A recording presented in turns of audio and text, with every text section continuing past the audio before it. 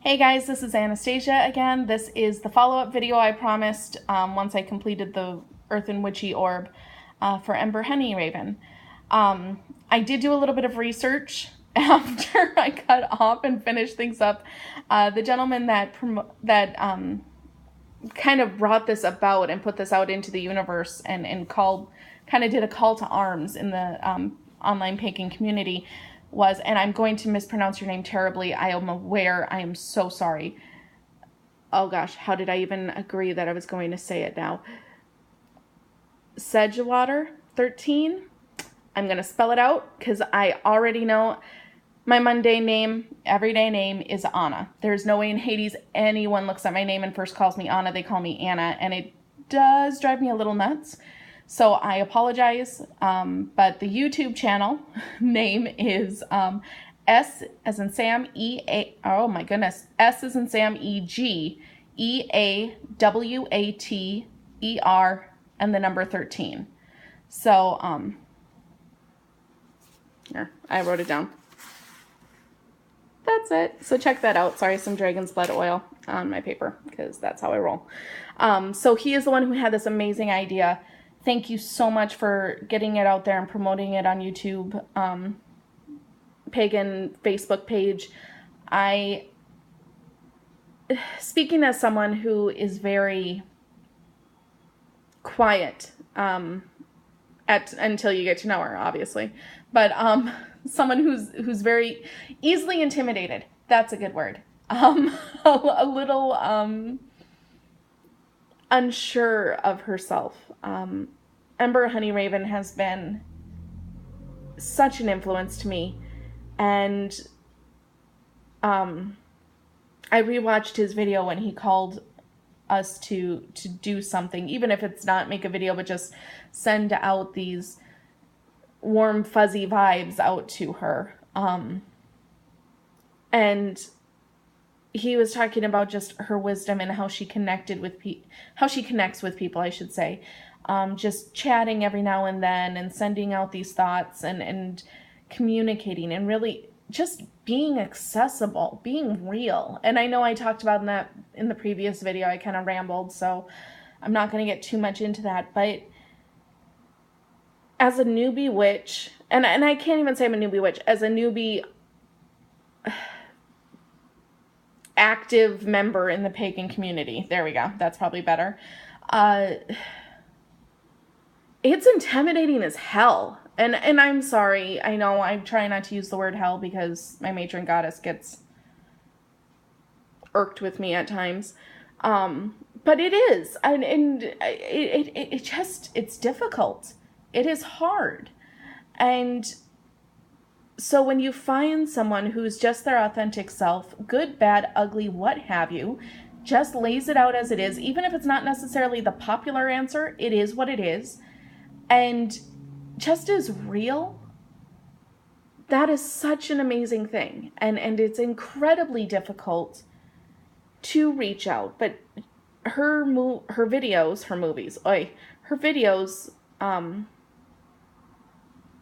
have this way that even though if you're like me, you've never gotten the balls to like just send her a friend request on Facebook or even leave a message or a comment on her videos, because I know me, if I leave a comment on a video, man, oh man, am I feeling brave, because I still get all nervous and knotted up about it.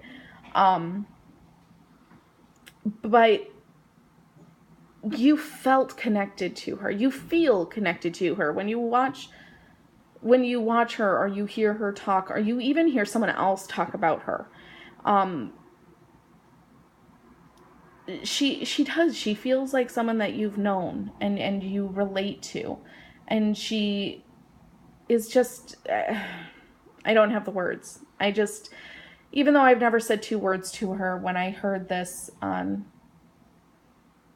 Sedgewater's YouTube channel, I'm so sorry, sweetie. I don't mean to be that chick, and I totally am right now. I hate that. I'm sorry. I should have been more prepared and like hit you up saying, hey, how exactly do you pronounce this? Because I don't want to be that chick, and I am anyway. Anyway, I digress. Because of that, because of the fact that I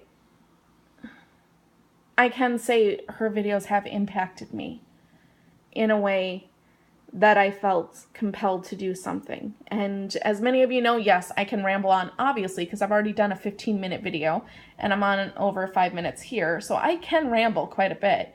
But I wanted to take it a step further, and I wanted it to aid the pagan community as she aided the pagan community in my own way, because I'm not as cool as her.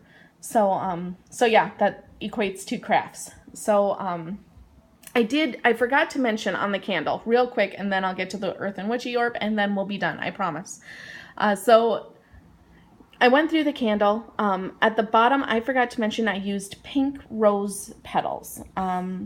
Roses, again, love, but it does connect to a divine love. It's not your just, hey baby, let's go do this, or even just warm and fuzzy love. It is the kind of love that I think you find when you are connected to people, when you want to help people. And if you want to connect to the universe and you want to send out these feelings of warmth and love and comfort through the goddess, through the god, whichever way you resonate, or through both of them if you are balanced, by all means, you know, it's tapping into that universal energy.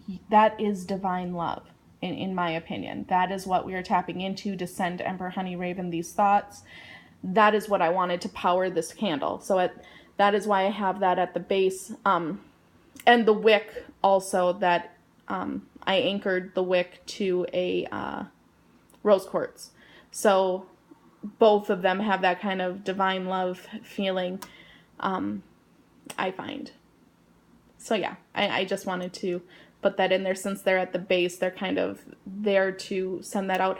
Also, roses correlate very much with me. And I think traditionally too, I found it in quite a few reference guides, courage as well. And I mean, that definitely would be a word I would use to call most people that do put themselves out on the online pagan community. It takes a lot of courage to put yourself out there and say, this is me, good, bad, or ugly. This is how I am. This is what I believe. I mean, we've all dealt with trolls. We all have those unliked videos or disliked videos. We all have those people praying for us. And it does take an immense amount of courage, I think, to put yourself out there in any way, even if you're not online, just to take the path less traveled. It takes an immense amount of courage, and that is what she does, and that is what I think we all do. So that was a very important point on this candle, and I realized I didn't mention it. So now, this is the finished earthen witchy orb. Right now it is set just to kind of sit on the altar. I will probably end up hanging it from the ceiling sooner or later, but for right now, that's what I've got for the setup. The sachet bag, as you can see, is in there. I don't know if I can show. You can kind of see I've got 3 knots in the string, one right at the base of the mouth of the bag, one in the middle, and one at the end. Maiden, Mother, Crone, also the 3 fates. I don't know why, that's just how it felt. And then I've got my little raven guy there, ready for healing and growth and all that fun stuff. Green also connects to the heart chakra, so it still is a connector to love as well. And this is the whole point of the orb, is you have this power kind of at the core of it, powering it. And when you have someone that specifically needs some warm fuzzies, for lack of a better phrase, you write their name out on the ribbon. Before you place it, you know, you light the candle, you say a few words about that person, you know, why you're sending those thoughts into the universe, what thoughts you want specifically to be sent out, especially if someone asks, hey, can you say a prayer for me? Keep me in your thoughts. This would be a key. This is basically my next evolution of that. Before, I would just light a candle and say a few words. Now I'm lighting a candle, saying a few words, and tying your name or the name of that which you're putting out there onto the orb.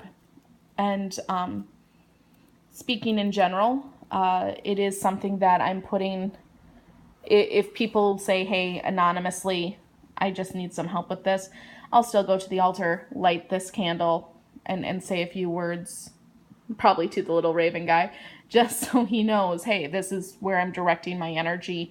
I don't know the name of the person, but this is the thought process to keep this out there. And I really wanted to include this. I don't know if I included this early. This is like my third time trying to do this video specifically. So I can't remember if I said this in the first video or if I said this in one of the couple of takes on this video specific. But the major reason, because again, I did rewatch the video kind of calling us to arms to send our energy out into the universe for Ember Honey Raven specifically. And it specifically said, not to do spell work. I'm not asking you to do spell work. Let's not do that. I agree. I don't do spell work for people unless they say it is, hey, could you please do this for me? But even then, I get a little nervous about that.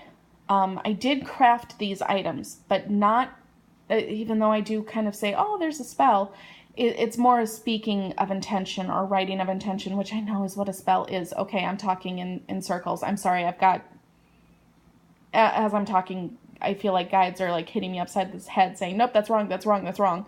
I'm not doing this video again, damn it.